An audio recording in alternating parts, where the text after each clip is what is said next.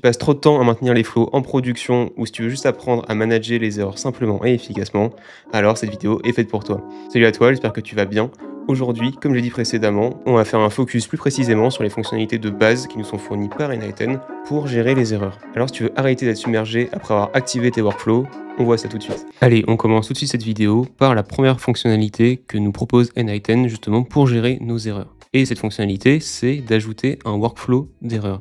Donc en gros, ça va être un workflow qui va être spécialisé uniquement pour récupérer des erreurs de workflow.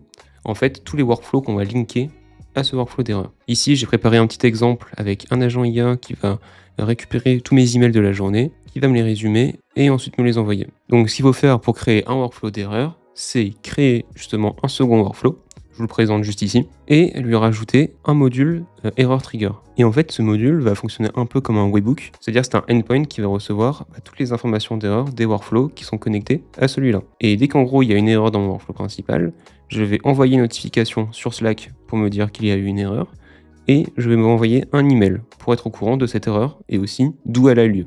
Donc pour ajouter ce genre de module, c'est tout simple. Vous cliquez sur ajouter un nouveau module en haut et quand vous tapez erreur, voilà, vous avez l'erreur trigger juste ici. Et ensuite, pour connecter ce workflow principal à votre workflow d'erreur, il faut que vous alliez directement dans les settings en haut à droite, donc les trois petits points juste ici. Et ensuite, vous cliquez sur settings et ensuite, dans la partie error workflow, vous choisissez le workflow correspondant à ce workflow d'erreur. Donc dans mon cas, je l'ai appelé Error Workflow. Donc je sélectionne, je save, et maintenant, dès qu'il y a une erreur dans mon flow principal, cette erreur va être envoyée directement au flow secondaire. Et il faut aussi que mon workflow principal soit actif. Donc dans mon cas, je vous ai mis un schedule trigger qui tourne toutes les 30 secondes. Comme ça, on va pouvoir faire une exécution ensemble. Et je vais activer mon workflow pour montrer comment ça fonctionne. Donc là, je l'active et j'attends 30 secondes pour lancer ce workflow. Sachant que dans la partie envoi d'email, j'ai mis une mauvaise email adresse pour tester. Et normalement, il va y avoir une erreur au niveau de ce module-là. Car en fait, il faut renseigner une adresse complète. Je check la partie exécution. On peut voir que c'est en train de run actuellement. Et effectivement, il y a une erreur. Voilà. Il y a une erreur au niveau du module d'envoi d'email. Et théoriquement, ça a dû activer mon workflow d'erreur. Je peux désactiver mon workflow principal. Je check mon workflow d'erreur. Je vais dans la partie exécution pour voir un peu ce qui s'est passé. Et on peut voir en effet qu'à 10h, donc ce matin, il y a eu une exécution, que l'erreur trigger a bien été trigger pour le coup, déclenché. Donc très intéressant, ce que me donne cette erreur trigger, c'est que dans un premier temps, j'ai reçu l'URL de l'exécution, qui est juste ici, et qui me permet du coup d'accéder directement à l'exécution ayant une erreur, et que je peux ensuite renseigner par exemple sur Slack, par exemple par email, pour pouvoir y accéder directement et voir ce qui s'est passé. J'ai reçu aussi par exemple le message d'erreur. Ici, on peut voir que c'est bien une adresse email qui est invalide, et ici, voilà, j'ai le message d'erreur, avec voilà beaucoup plus d'informations. Par exemple, on peut l'envoyer ensuite à un LLM qui peut nous analyser l'erreur et nous dire d'où ça provient. Et enfin, on peut voir à quel module cette erreur a eu lieu. Et aussi, quel est le workflow en termes d'ID et en termes de nom. Donc moi, suite à ça, je me suis envoyé une notification sur Slack. Par rapport à cette notification, on peut voir que là, je l'ai ordonné de la façon suivante. Nouvelle erreur dans le flow. Et cette fois-ci, j'ai mis le nom du workflow. Erreur workflow démo. Le message d'erreur, c'est adresse email invalide. Et enfin, je me suis rajouté un petit lien du workflow et un lien de l'exécution pour y accéder directement. Et j'ai fait exactement la même chose par email. Donc voilà, ça peut être très intéressant dans le cas d'un flow important. Et ce qui est bien aussi, c'est que cette solution est très scalable, car cette erreur trigger, en fait, vous pouvez le connecter à autant de workflows que vous voulez. Il faut juste aller sur le workflow principal et lui indiquer ce workflow d'erreur. Et c'est-à-dire que si vous faites les choses bien, théoriquement, pour chacun des workflows qui a une erreur, je peux très bien m'envoyer un message Slack et un email avec toutes les informations de ce workflow. Et pour ça, j'ai juste à aller dans les trois petits points et indiquer ce workflow d'erreur sur le flow principal. Deuxième partie qui est de prévenir cette fois-ci les erreurs. Dans le premier temps, on réagissait à des erreurs qui avaient eu lieu. Et là, cette fois-ci, on va utiliser des fonctionnalités d'N-Item qui vont nous permettre d'éviter de potentielles erreurs qui peuvent arriver quand un flow tourne en production pendant longtemps. Il peut se passer plein de choses. Et ces fonctionnalités, il y en a pas mal au niveau des agents IA, donc ce module ici. Dans un premier temps, vous savez que ces agents, on peut leur connecter un modèle d'IA. Donc ici, par exemple, on est sur du OpenAI. Mais voilà, si par exemple, vous avez plus de crédit sur votre compte OpenAI au bout d'un moment, parce que peut-être que le workflow tourne pendant longtemps, il ne vous est pas mis justement de notification de rappel en fonction de votre nombre de crédits, ou si par exemple il y a tout simplement un problème avec OpenAI, en fait il vous faut un backup dans ce moment-là, sinon le flow va juste planter, car il n'aura plus accès à son modèle pour réfléchir. Ce que vous pouvez faire, c'est aller sur l'agent et cliquer sur Enable Fallback Model. Ainsi, ça va vous rajouter la possibilité donc, de rajouter un deuxième LLM qui sera utilisé cette fois-ci s'il y a une erreur dans le premier workflow. Donc, ce que je vous conseille, dans la plupart des cas, c'est d'utiliser carrément un autre fournisseur d'LLM. Là, par exemple, ici, j'ai mis Anthropic avec Claude, parce que comme je l'ai dit précédemment, s'il y a un problème avec l'un, au moins l'autre arrive en backup. Parce que si vous mettez 2 fois le même fournisseur, ça sert pas à grand chose, sauf si vous mettez peut-être un modèle qui coûte moins cher ici, et que voilà, le nombre de crédits suffit à trigger celui-là et pas celui-là. Donc là, on peut faire le test directement. Dans le premier modèle, j'ai mis aucun credential, et dans le second modèle, je mets les bons credentials, voilà, pour que ça fonctionne. Parfait. Et on est sur un agent utilise un modèle de LLM pour me lister les 10 pays les plus touristiques au monde. Et je lui donne la date du jour. Voilà, bon, ça sert à rien. C'est pour une démo de toute façon. Voilà, j'exécute le workflow.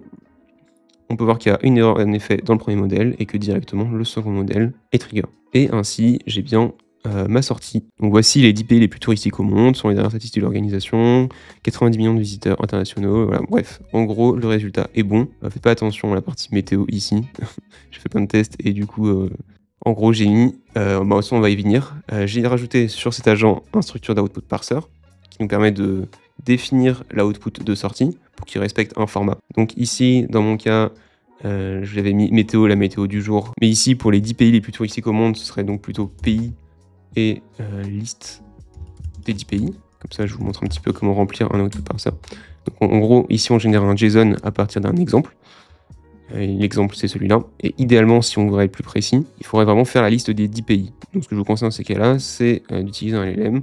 Vous lui dites faites-moi la liste des 10 pays, il vous sort la liste, vous collez la liste directement ici, comme ça vous avez un exemple concret et précis de ce qui doit sortir. Mais il se peut des fois que le flow se plante, notamment au niveau de ce structure d'output parser, et le format peut ne pas être respecté. Pour éviter ça, il faut cliquer sur la fonctionnalité autofixe format juste ici, et quand vous allez cliquer dessus, vous allez ensuite avoir la possibilité de rajouter un modèle d'LLM. Ce que je vous conseille à cet endroit-là, c'est de rajouter un modèle qui coûte vraiment pas très cher. Donc là, ici, par exemple, du 4.1 mini, mais en vrai, du 4O, même si je sais pas s'il existe encore, le 4O la test, voilà, par exemple. Et en gros, vous mettez vraiment un petit modèle. Et le but de cette fonctionnalité-là, c'est une fois que l'output est généré de sortie, il va vérifier avec ce modèle s'il respecte bien l'exemple, et si c'est pas le cas, il va le retravailler pour que ça corresponde bien à l'output de sortie que vous avez défini, et jusqu'à ce que ce soit bon. Donc encore une fois, c'est une fonctionnalité qui permet de prévenir les erreurs, et qu'ensuite, dans le reste de votre workflow, ça casse, parce que le format JSON n'est pas bon. Donc voilà, ça c'est la deuxième possibilité. Et juste avant, donc, pour pouvoir ajouter un structure d'output parser sur un agent IA, il faut que vous alliez sur cet agent et que vous cliquiez sur Require Specific Output Format. Et ça va vous rajouter donc la petite partie ici, Output Parser, et vous allez pouvoir connecter. Et enfin, donc, dernier point pour les agents aussi, si vous double-cliquez dessus, vous allez dans la partie Settings, et vous avez la possibilité de cliquer sur Retry on Fail. Donc vous cliquez dessus, et vous avez ensuite la possibilité de rajouter un nombre d'essais maximum, donc ici qui est par défaut de 3, et le temps d'attente entre ces essais. Donc ça signifie que si l'agent ressort une erreur à la fin, donc c'est-à-dire que s'il y a eu une erreur tout simplement dans l'exécution de cet agent-là, alors il va retenter. Il va retenter l'exécution. Et donc il va retenter ça 3 fois maximum, et avec 1 seconde d'écart entre chaque essai. Donc vous pouvez modifier ça. Je crois que c'est jusqu'à 5000 si je dis pas de bêtises, donc là je vais mettre 7000 par exemple. Voilà, donc le maximum c'est 5000, donc 5 secondes entre chaque essai. Et nombre d'essais, donc voilà, vous mettez le nombre d'essais que vous voulez. Je sais pas s'il y a un nombre maximum pour le coup. Donc voilà, c'est 5 aussi, 5 essais maximum. Donc ça, pour le coup, ça peut être utile, notamment si vous sollicitez beaucoup de tokens sur les LLM. Vous savez, pour chaque LLM, vous avez un nombre de tokens limite en termes d'utilisation par minute, il me semble. Et en fait, si vous dépassez ça, en fait, il va y avoir un message d'erreur. Et du coup, le fait de pouvoir retenter plusieurs fois va permettre d'attendre le temps suffisant pour pouvoir relancer une grosse demande en termes de tokens auprès des LLM. Encore une fois, donc c'est une mesure de sécurité pour limiter le nombre d'erreurs que vous avez à la fin sur votre workflow. Parce que cumuler ces petites bonnes pratiques va vous permettre d'avoir des flows qui vont vraiment baisser drastiquement en termes d'erreurs et en termes aussi de maintien de votre côté. Vous allez gagner du temps, tout simplement. Il y a d'autres modules qui permettent aussi de faire de la partie Retry on Fail, donc celle-ci. Donc par exemple, on a une bonne partie tout simplement des modules d'application. Donc là, Gmail par exemple, on peut voir que j'ai du Retry on Fail aussi. Pareil pour les modules de code. Donc ça, c'est intéressant aussi. Et donc ça vous ensuite de définir à quel endroit vous voulez mettre cette fonctionnalité dans vos modules. Hop, toi, je t'arrête tout de suite pour que tu penses à liker et à t'abonner, car ça soutient de ouf la chaîne. Et on continue dans la suite de la vidéo. En troisième partie, cette fois-ci, on va voir les chemins d'erreur. Donc n8n nous propose cette fonctionnalité aussi. Cette fonctionnalité ressemble beaucoup pour le coup au workflow d'erreur. À la seule différence près que cette fois-ci, c'est un workflow d'erreur, mais au niveau précis du module pour lequel il y a eu une erreur.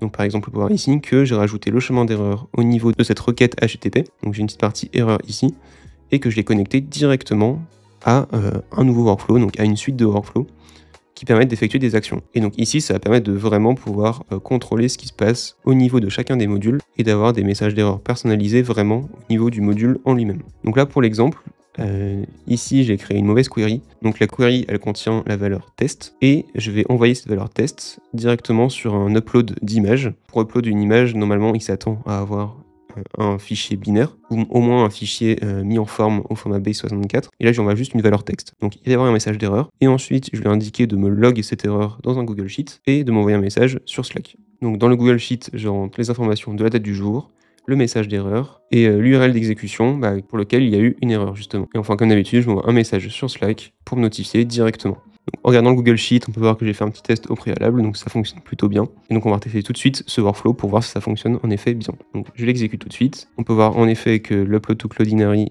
me ressort une erreur.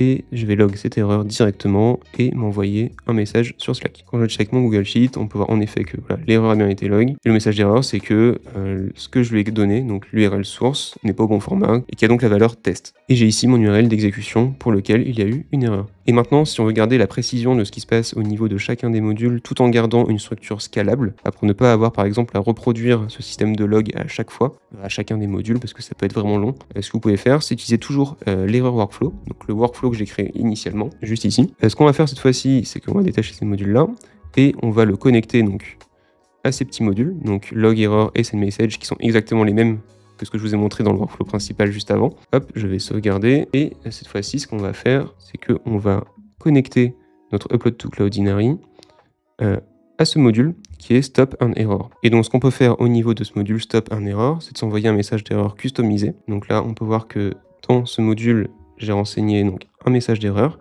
qui prend la valeur donc message que j'ai envoyé initialement dans mon Google Sheet. Et en fait, ce que ça va faire, c'est que ça va stopper le workflow et ça va indiquer qu'il y a eu une erreur. Et ça va envoyer donc ce message d'erreur-là directement à notre error workflow, justement. Donc là, ce qu'on va faire, c'est qu'on va reconnecter le schedule trigger. Hop, on va sauvegarder, on va activer le workflow. Donc là, on va attendre 30 secondes.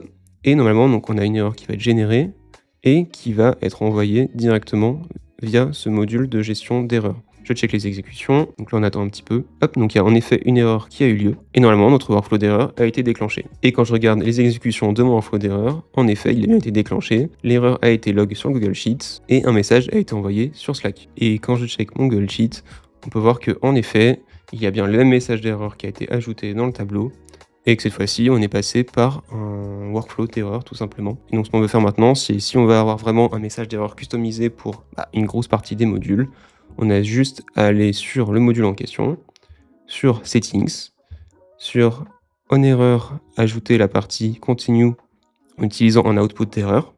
Donc, ça va nous permettre d'ajouter la partie erreur sur le module. Et ensuite, on connecte notre module Stop and Error directement. Et on peut ensuite lui indiquer les valeurs qu'on veut s'envoyer et récupérer via le workflow d'erreur. Ensuite, quatrième partie, donc là c'est un petit peu plus léger, c'est un chemin d'erreur pour réitérer une demande. Donc en fait, on va utiliser la même fonctionnalité qu'ici, donc le chemin d'erreur sur un module, mais cette fois-ci, on va l'utiliser pour prévenir d'une erreur. Bon, je ne sais pas si vous avez vu ma dernière vidéo dans laquelle j'ai créé ce générateur de publicité pour les réseaux sociaux. Si ce n'est pas le cas, je t'invite à la checker, voilà, avec le lien juste ici. En gros, ce générateur permet de générer des vidéos à partir d'une image produit. Et pour générer la partie image et la partie vidéo, donc on utilise pour ça des API. Et en fait, ce qu'on va faire, c'est qu'on va, ici par exemple, envoyer l'information pour créer une image. Donc on va envoyer la requête à l'API. Ensuite, ce modèle-là met un certain temps pour pouvoir traiter la demande et générer l'image. Ce qu'on fait, c'est qu'après avoir envoyé la demande, on met un wait ici. Donc on va attendre un certain temps avant de récupérer l'image. Par contre, si l'image à ce moment-là n'est pas encore prête, en fait ce qu'on veut, c'est pas que le workflow s'arrête parce que du coup s'il ne récupère pas l'image, c'est la fin du workflow. Ce qu'on fait à ce moment-là, c'est qu'on va sur le module de récupération d'image, on va dans la partie settings sur le module et on rajoute un output d'erreur. Et ensuite, cet output d'erreur, on le remet directement dans la partie wait. Comme ça, si lorsqu'on récupère l'image n'est pas encore prête, on a une erreur. Et l'erreur va nous permettre d'attendre à nouveau 20 secondes et d'effectuer ça en boucle jusqu'au moment où l'image sera prête. Le module ne nous retournera plus d'erreur et on passera ensuite dans la partie success. Donc voilà, cette partie erreur permet de prévenir du coup justement les erreurs pour le coup et nous permet tout simplement de manipuler un peu le workflow pour pouvoir récupérer ce qu'on veut. Ensuite, partie 5, c'est continuer malgré une erreur. On va prendre l'exemple ici tout simplement, ce sera plus simple. Je rajoute un petit trigger ici. Imaginez que vous avez un workflow, que vous avez une collection. Donc là, par exemple, dans mon cas, j'ai une collection de voitures. Là, j'ai créé une collection avec des images de voitures. J'ai voilà, 2 images de voitures ici. Hop. Et j'ai ici un numéro voilà, qui n'a rien à faire là. Parce que c'est une collection d'images de voitures. Un numéro n'a rien à faire ici. Et c'est des choses qui peuvent arriver, par exemple, dans un workflow en production. Des fois, les informations que vous allez extraire ne sont pas forcément uniformes. Et vous pouvez des fois avoir des erreurs dans des collections, voilà, des choses qui ne sont pas forcément bon format. Ça peut arriver. Et ce qui va se passer ici, c'est vu que j'ai une erreur et que voilà, j'ai pas fait gaffe, je ne connais pas la fonctionnalité que je vous présentais, lorsque je vais run le workflow, je vais split ma collection et pour chacun de ces items-là, je vais récupérer l'image de mes voitures. Donc image 1, je vais récupérer l'image, image 2, je vais récupérer l'image, mais pour la troisième, vu que c'est pas une image, en fait, je vais avoir une erreur. Et à ce moment-là, si vous n'avez pas paramétré bien votre workflow, le flow va s'arrêter là, et ensuite vous n'allez pas pouvoir continuer dans la partie done, et voilà, ça va être la fin du flow. Ce qu'il faut que vous fassiez dans ces cas-là, c'est que vous alliez sur le petit module en question, vous allez dans la partie settings, et dans la partie on error, vous cliquez cette fois-ci, pas sur stop workflow, mais sur continue. Ici, avant d'utiliser la partie error output, là ici on veut juste continuer. Parce que même s'il y a eu une erreur, on veut quand même passer à la suite, on continue. Donc là c'est un exemple. Ce que vous pouvez faire aussi, c'est tout simplement aussi utiliser un error d'output pour exceptionnellement passer par notre chemin, traiter la donnée différemment et la réintégrer. C'est une possibilité aussi. Mais donc là dans notre cas, hop, je vous montre l'exemple. Je clique sur Stop Workflow, donc la fonctionnalité de base, et voici ce qui se passe. Donc là, j'ai bien ma collection qui est split, et voilà, le flow s'arrête tout simplement, on n'arrive pas dans la partie Done ici. Et on peut voir que, en effet, j'ai un URL qui est invalide, qui est un numéro. Maintenant, je clique sur Continue. Hop, Continue. Je réexécute à nouveau. Et on peut voir que voilà, cette fois-ci, il y a eu donc une erreur malgré tout, mais voilà, le flow continue dans la partie Done, et je peux voilà, traiter ma donnée, m'envoyer un email avec les images par exemple, et le numéro par exemple qui est en trop. Donc voilà une fonctionnalité qui peut être utile dans certains cas. Encore une fois, attention à ne pas non plus incorporer la donnée qui est mauvaise dans la suite de votre workflow. Donc c'est pour ça que vous pouvez potentiellement utiliser un passage d'erreur cette fois-ci, un output d'erreur, et pouvoir traiter la donnée différemment et peut-être même la sortir de votre flow lorsqu'elle est mauvaise. Et ensuite, dernière partie qui est l'anticipation des erreurs. Donc ce qu'on veut dans nos workflows, c'est mettre en place des bonnes pratiques pour voilà, anticiper des erreurs potentielles qui pourraient subvenir en production. Donc là, je reprends vraiment le même exemple que tout à l'heure. Donc j'ai encore une collection de voitures. On peut voir que là, j'ai 2 voitures, 2 images de voitures. Et que, donc pour la première image, tout est normal. Et que pour la deuxième voiture, voilà, j'ai entre autres apostrophe guillemets. Donc ça veut dire que ma deuxième URL va sortir avec déjà des guillemets. Et ce qu'il faut savoir, c'est que dans une requête HTTP, mettre des guillemets en plus des guillemets incorporés de base avec le JSON, en fait ça va casser la requête. Donc pour la première tout va bien se passer, mais pour la seconde, je vais avoir une erreur quand je vais vouloir récupérer l'image. Donc on fait le test tout de suite. Donc là j'ai un message d'erreur, vous le voyez peut-être pas, mais en gros ça me dit que l'URL pour récupérer l'image est invalide. Car en effet j'ai eu des guillemets qui étaient déjà présents. Donc ce que vous devez faire vous, c'est dans ce cas-là, penser au préalable à la possibilité qu'il puisse y avoir des erreurs qui soient glissées dans une collection, et en fonction de ces erreurs-là, les anticiper pour pouvoir les prévenir dans les flows. Donc là, par exemple, la solution, qu'est-ce que c'est? En fait, c'est d'aller directement au niveau de la requête HTTP, et ici, au niveau de la variable dynamique, de rajouter une fonction. Ici, donc on va utiliser la fonction replace, donc on fait .replace, donc on peut voir qu'elle est déjà proposée ici. Et dans cette fonction replace, on va remplacer donc les guillemets. J'en rajoute ensuite /g pour dire que ce sont toutes les guillemets qui sont présentes au niveau de la variable cars. Et on va les remplacer par du vide. Voilà, donc par rien du tout. Donc pour mettre rien du tout, on met juste un double guillemet, donc collé. Si on voulait remplacer donc notre guillemet, nos guillemets par un espace, il fallait mettre un espace entre les deux guillemets. Si on veut remplacer tous les guillemets par la lettre J par exemple, on met un J entre les deux guillemets. Donc là on peut voir qu'en résultat, on a bien notre résultat qui sort, mais sans les guillemets cette fois-ci. Et on peut retenter à nouveau l'exécution de notre workflow, et on peut voir que cette fois-ci, tout se passe bien. On récupère bien nos 2 images, et voilà, on peut passer à la suite, et on a anticipé du coup des erreurs. Donc moi ce que je vous conseille de faire, c'est vraiment, quand vous avez terminé votre workflow, en test, en sandbox, et que voilà, vous trouvez qu'il fonctionne bien, maintenant posez-vous, et dites-vous vraiment quelles sont les erreurs que vous devez anticiper, qui peuvent provenir, voilà, dans le flow d'une façon ou d'une autre. Donc là, par exemple, avec une collection, avec des ratés dedans, par exemple, je ne sais pas, avec des crédits qui sont consommés super rapidement et cetera. Voilà, vous vous posez tout plein de questions et vous vous dites: «Comment je peux anticiper ces erreurs et comment je peux, les prévenir?» ou comment je peux justement, créer des chemins qui permettent de les traiter et de savoir d'où elles proviennent très rapidement. Et franchement, avec les fonctionnalités de base que vous propose n vous avez de quoi faire. Et si vous maîtrisez déjà tout ça, vous pouvez déjà, prévenir un bon nombre d'erreurs dans vos flows. Si tu as kiffé cette vidéo, n'hésite pas à me le dire en commentaire et si tu es intéressé par d'autres tutoriels n il y en a tout plein d'autres sur ma chaîne YouTube et moi je te dis à la prochaine. Allez, à plus.